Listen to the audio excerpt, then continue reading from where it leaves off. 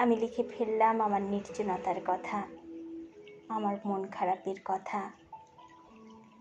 আমি আমার ভালো লাগার মুহূর্তগুলিকে তুলে ধরলাম, আমি আমার কান্নাগুলোকে অক্ষর দিলাম।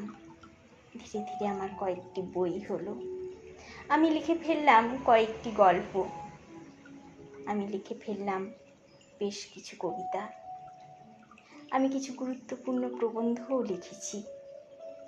আমি লিখলাম এমন কিছু কথা যা আমার গ্রাম বাংলাকে চেনায়।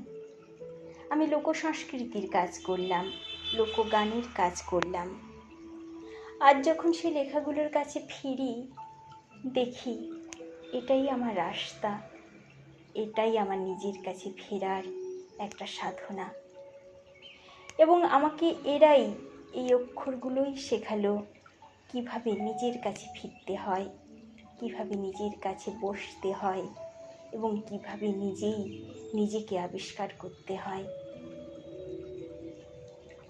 আজ এতদিন পরে, প্রায় 10 বছর 12 বছর লেখালেখির পরে যখন ফিরে আসি, তখন দেখি কত কিছু লেখা বাকি।